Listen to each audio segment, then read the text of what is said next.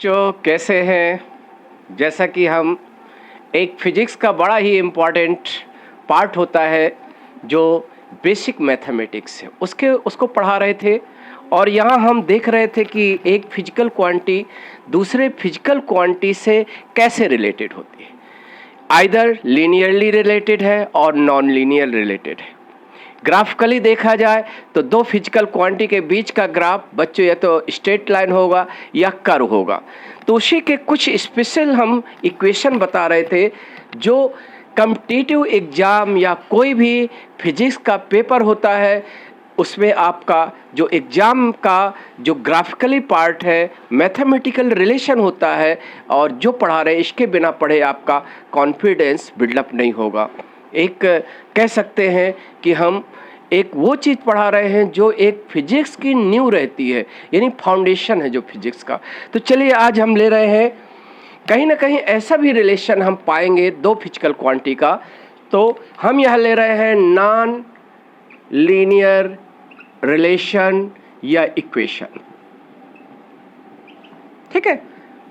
Because in physics में हम ये फाउंड करते हैं पाते हैं कि there are relation between various physical quantity by certain law. कुछ लॉ है फिजिक्स में जो वेरियस फिजिकल क्वांटिटी को आपस में रिलेट करते हैं बच्चों, और अब बनाते हैं एक फार्मूला। और जब हम इक्वेशन का नाम देते हैं, इक्वेशन एक फार्मूला का ही पार्ट है, लेकिन इक्वेशन में क्या होता है, एक फिजिकल क्वांटिटी का variation with respect to another physical quantity, यानी एक फिजिकल क्वांटिटी को हम दूसरी फिजिकल क्वांटिटी के टर्म में एक्सप्रेस करते हैं और इसमें बनता है फंक्शन। समझ रहे हैं। तो ये मैथमेटिकली एक प्योर रिलेशन होता है। तो यहाँ हम कुछ ऐसे रिलेशन ले रहे हैं जो नॉन लीनियर है और ग्राफिकली भी दोनों का ग्राफ नॉन लीनियर यानी कर्व बनेगा। देखिए पिछले हम 3 वीडियो में बच्चों बता चुके हैं कि 3 तरह के हम रिलेशन बताए हैं। आज हम बताएंगे समटाइम्स कभी कभी ऐसा भी रिलेशन होता है कि just y directly proportional x, यानी ऐसा भी होता है y directly proportional under root x, यानी y एक फिजिकल क्वांटिटी है वो डायरेक्टली प्रोपोर्शनल है to another physical quantity x के पावर 1/2, क्योंकि जब x के पावर 1/2 होता है तो रूट स्क्वायर होता है। तो यहाँ हम पाते हैं you can also write it squaring on both side, then we have relation between y and x and y square directly proportional x। बच्चों जब डायरेक्टली प्रोपोर्शनल रिमूव होता है there come a constant of proportionality, there come a constant of proportionality because y x पर depend करता है। यह हम क्या कहेंगे, y is related with x as parabolic, क्योंकि y और x में जब x physical quantity y physical quantity इस तरह से रिलेटेड है बच्चों कि एक में पावर 1 है और दूसरे में पावर 2 है, तो समझो दोनों के बीच का जो ग्राफ है या इक्वेशन है ये पैराबोलिक है। ये आपको याद रखना है। This is also equation of parabola, यानी इसको कहेंगे पैराबोलिक इक्वेशन, ठीक है।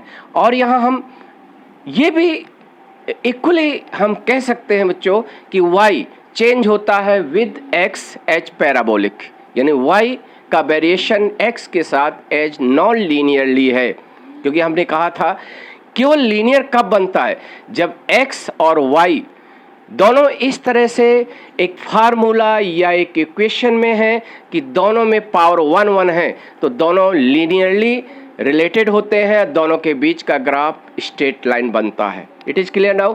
अब देखिए इसमें ये पैराबोला इक्वेशन है, तो हम इसको ग्राफिकली, यानी if we want to plot graph between y and x, y versus x graph, तो दोनों के बीच का ग्राफ क्या रहेगा, पैराबोला होगा। और कैसा पैराबोला होगा, ये इस तरह पैराबोला होगा।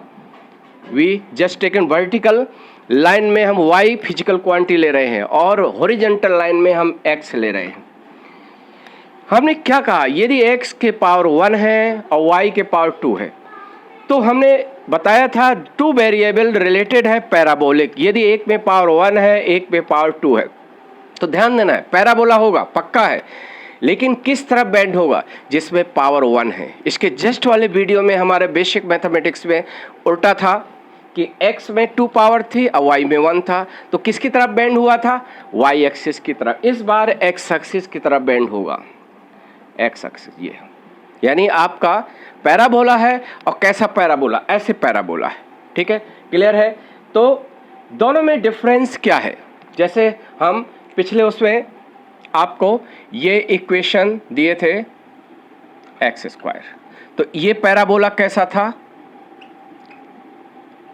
वाई एक्स का ग्राफ, ये भी एक पैराबोला है, लेकिन इसमें किस तरफ बेंड था, bending toward Y axis, bending toward Y axis, ऐसे था।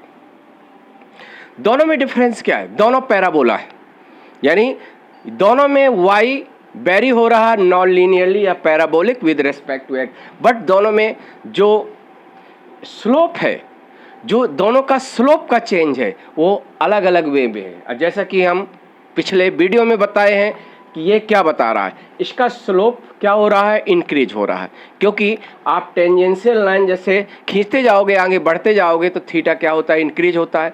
और देयर इनिशियली स्लोप मैक्सिमम है, जैसे जैसे आप टेंजेंशियल लाइन आगे बढ़ाओगे तो जो टेंजेंशियल लाइन का थीटा होगा वो डिक्रीज होगा। तो इसमें कह सकते हैं, जैसे कि हमने पढ़ाया एक क्लास में, कि यदि वाई एक्स ग्राफ है तो इसका स्लोप क्या होता है, डी वाई डी एक्स होता है, ठीक है, यानी D Y D X graphically slope है वाई और एक्स ग्राफ का। तो स्लोप दोनों का वेरिएबल है, बिकॉज यदि वाई और एक्स का ग्राफ नॉन लीनियर है, पैराबोला है, तो दोनों ग्राफ का स्लोप क्या होता है, वेरिएबल होता है। अब वेरिएबल मींस चेंज होना। अब दो तरह से चेंज होती है कोई भी चीज़, एक तो इंक्रीजिंग या डिक्रीजिंग। देखो इसका स्लोप डिक्रीज हो रहा है, यानी जैसे जैसे हम आगे बढ़ेंगे टेंजेंशियल लाइन का एंगल हॉरिजॉन्टल एक्सिस के साथ क्या हो रहा है बच्चों, डिक्रीज हो रहा है। तो हम कहेंगे इस पैराबोला का D Y D X on decreasing, इसका D Y D X on increasing, दोनों में यही डिफरेंस है मेन। और बाकी सिमिलरिटीज क्या है, both parabola start from origin. और हमने एक क्लास में बताया था आपको, कोई भी ग्राफ यदि ओरिजिन से शुरू हो रहा है, we just conclude and whenever you are appearing examination objective type pattern, तो आप कह सकते हो कोई भी ग्राफ आपका ओरिजिन से स्टार्ट है तो कह सकते हो when x 0 then y also 0, ठीक है। ये कहाँ यूज होंगे, वेरी मच एप्लीकेबल ये कंसेप्ट होगा जब आप 1D मोशन पढ़ोगे। 1D मोशन में सारे ग्राफ टाइम के रेस्पेक्ट है, जैसे position time graph, velocity time graph, eighty graph. तो कभी कभी ग्राफ ओरिजिन से स्टार्ट होता है, तो हम क्या कहेंगे, जब t बराबर 0 तो अदर जो फिजिकल क्वांटिटी वो भी 0, और t बराबर 0 पर जो वैल्यू होती है वो इनिशियल वैल्यू कहलाती है, ठीक है। तो इस तरह के कंसेप्ट डेवलप होते हैं जो आपको फिजिक्स में जितना भी हर चैप्टर में कहीं ना कहीं एक फिजिकल क्वांटिटी दूसरी फिजिकल क्वांटिटी से रिलेटेड होती है।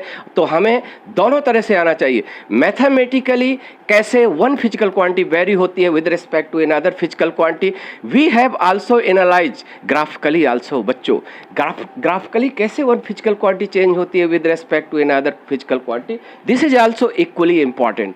तो इस तरह हम पाते हैं कि जब whenever we say y directly proportional root square of x, तो you just taken squaring on both sides, तो you also written in this form y square directly proportional x, there come a constant of proportionality, एक constant आएगा that is k, why k is called constant because k की value ना तो x पर depend करती ना y पर depend करती। जैसा कि हमने बताया है कि जब वन साइड डायरेक्टली प्रोपोर्शनल है अनदर साइड, तो एक कांस्टेंट जरूर आएगा बच्चों। और ये कांस्टेंट इसलिए इसको कहते हैं कि इसकी वैल्यू ना तो दोनों वेरिएबल पर डिपेंड नहीं करती, ये मान के चलना x और y क्या है, वेरिएबल है, variable y, these are variable because whenever x change then y will also change, so these are variable, ठीक है, कि इज कांस्टेंट।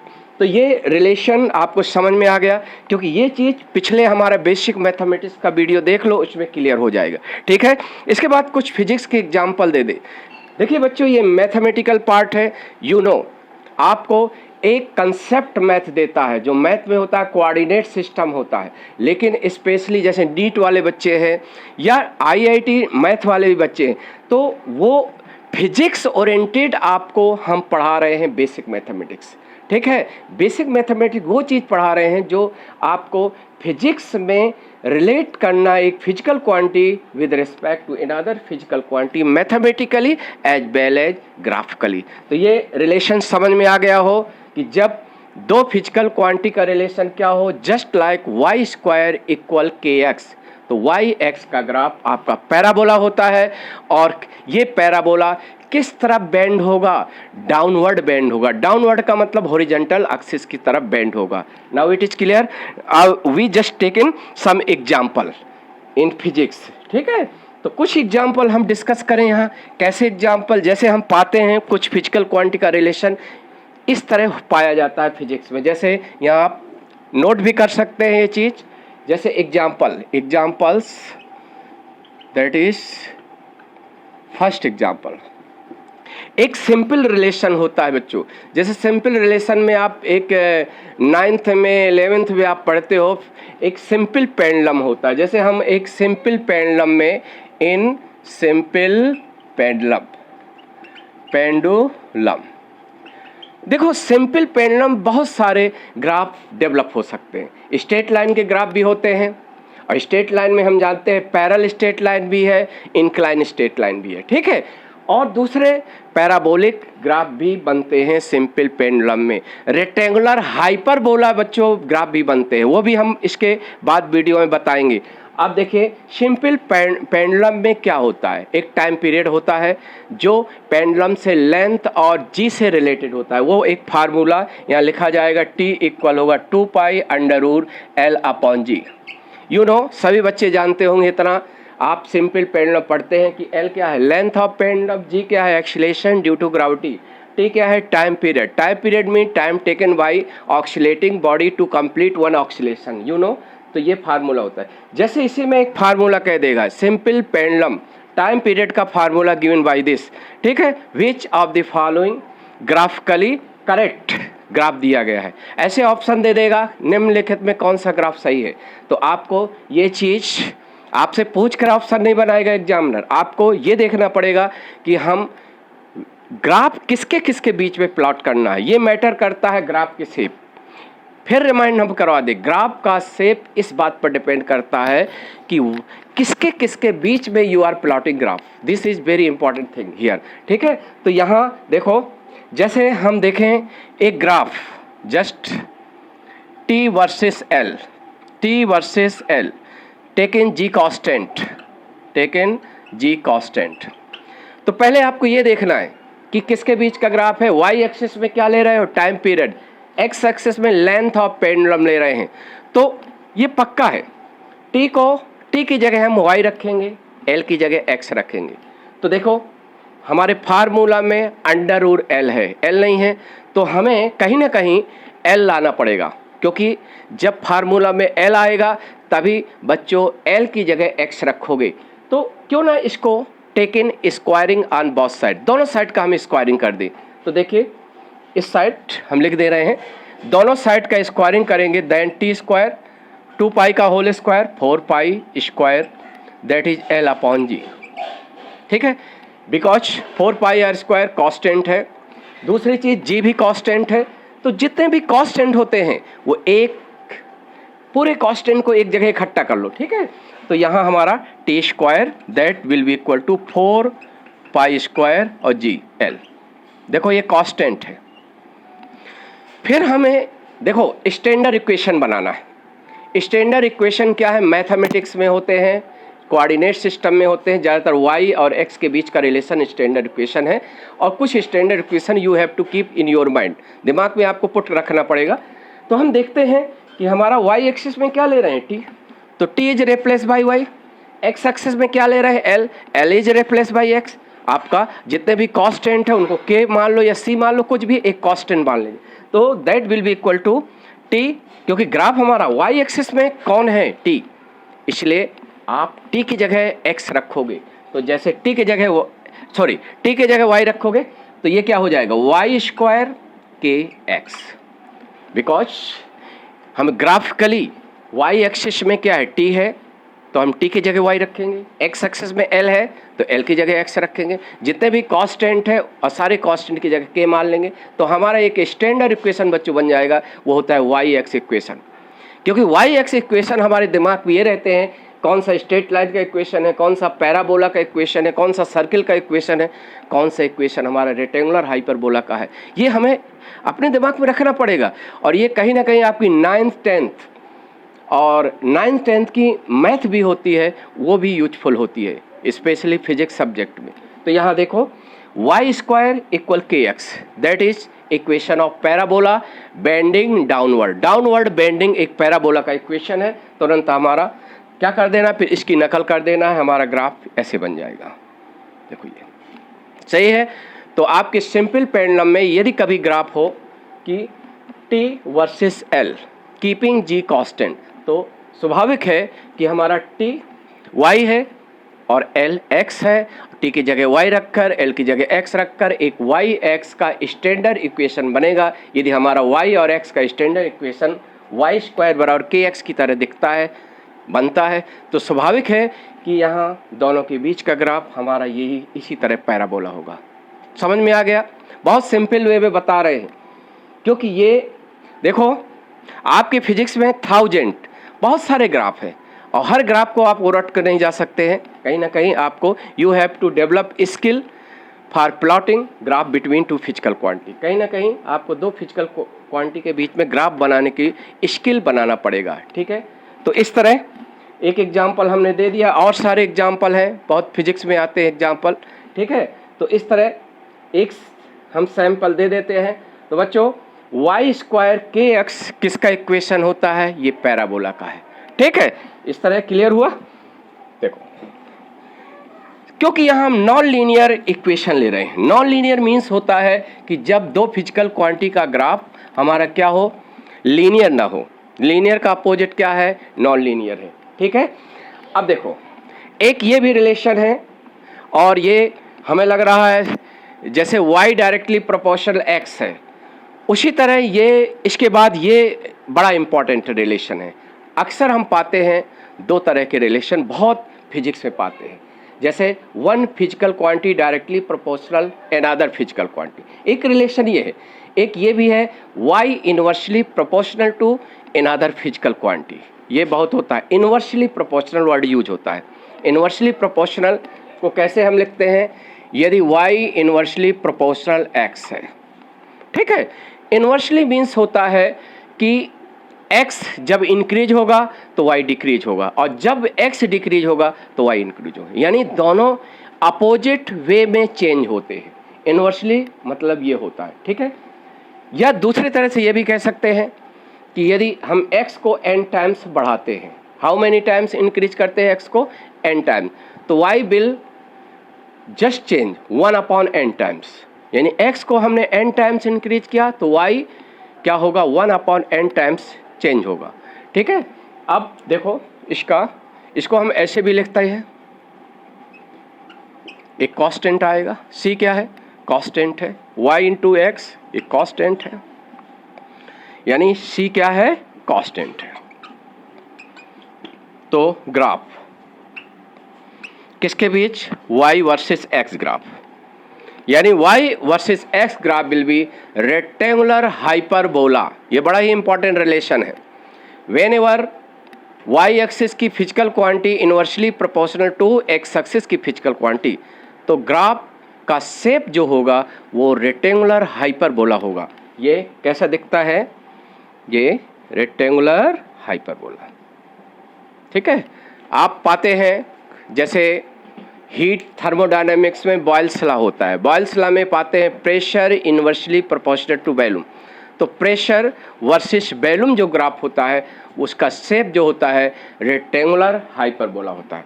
बच्चों एक चीज़ और ध्यान देना है, आपको बिल्कुल रटना नहीं है, क्योंकि ये देखना है कि यदि जो क्वांटिटी y एक्सिस में ले रहे हो वो इनवर्सली प्रोपोर्शनल है x एक्सिस की क्वांटिटी, तो ग्राफ क्या होगा? रेक्टेंगुलर हाइपरबोला होगा। अदरवाइज यदि आप पाते हैं कि वर्टिकल एक्सिस में जो क्वांटिटी ले रहे हैं वो डायरेक्टली प्रोपोर्शनल है x एक्सिस की क्वांटिटी से, तो graph will be straight line. Graph क्या होगा? स्ट्रेट लाइन, ये पढ़ा चुके हैं। तो यदि y इनवर्सली प्रोपोर्शनल x है तो y x graph rectangular hyperbola होगा, लेकिन y वर्सेस 1/x ग्राफ क्या होगा? y देखो यहाँ हम फोकस कर दे रहे हैं y versus 1/x graph, that will be straight line. ठीक है, एक ट्रिकी चीज लर्न करना है ऑब्जेक्टिव टाइप के लिए। यदि y-x ग्राफ रेक्टेंगुलर हाइपरबोला है तो बच्चों एक का रेसिप्रोकल कर दें, यदि एक को और दूसरे को जस की तस रखो तो ये y versus 1/x graph straight line हो, यानी rectangular hyperbola now converted into straight line. यदि दोनों को उल्टा करेंगे तो फिर जैसे इसको भी उल्टा कर दें, फिर now graph converted straight line converted into again rectangular hyperbola. ये देखिए again 1/y versus 1/x rectangular hyperbola. ठीक है, फिर इसके बाद कभी भी y-x ग्राफ आपका क्या है, y-x ग्राफ यदि रेक्टेंगुलर हाइपरबोला है, फिर बता दे y वर्सेस 1/x ग्राफ या x versus 1/y graph will be straight line. जैसे हम देखो एक को उल्टा करना, जैसे यहाँ y को हम रेसिप्रोकल कर दें, उल्टा कर दें, जैसे 1/y वर्सेस x, तो that will B graph straight line, that will B graph straight line. Clear है कि नहीं? और ये आपको ध्यान देना, यदि एक को हम रेसिप्रोकल करते हैं, दूसरे को जस की तस रखते हैं, तो रेक्टेंगुलर हाइपरबोला स्ट्रेट लाइन में कन्वर्ट हो जाएगा। ठीक है, ये दोनों को उल्टा कर दिया, फिर स्ट्रेट लाइन रेक्टेंगुलर हाइपरबोला। इसके एग्जाम्पल है, बहुत पॉपुलर एग्जाम्पल है, इसको हम बता दें। और फिजिक्स में इस तरह के रिलेशन बहुत ज़्यादा हैं कि एक फिजिकल क्वांटिटी दूसरी फिजिकल क्वांटिटी के इन्वर्सली प्रोपोर्शनल होती है बच्चों। जैसे हम कहें, एक एग्जाम्पल दे दें, एग्जाम्पल देखो, एक बॉयल्स लॉ है, जैसे for ideal gas, for ideal gas, ideal gas में क्या कहते हैं, P into V constant C। Ideal gas में क्या बोला जाता है, प्रेशर और वॉल्यूम का प्रोडक्ट कांस्टेंट होता है, या हम कहते हैं प्रेशर इनवर्सली प्रोपोर्शनल 1/v होता है।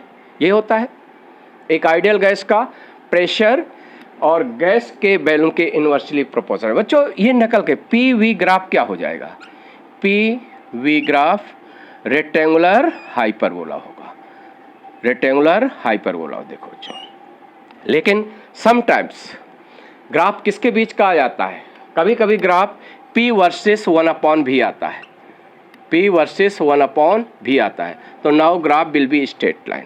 बात समझ में आ गया? तो इस तरह से आपको ध्यान देना है कि यदि P इनवर्सली प्रोपोर्शनल V है तो PV का ग्राफ रेक्टेंगुलर हाइपरबोला होगा, बट P वर्सेस 1/v या V versus 1/p will be straight line. ये हमारा आज का ये भी बेसिक मैथमेटिक्स एक इम्पॉर्टेंट रिलेशन हम बता दिए। इस तरह आप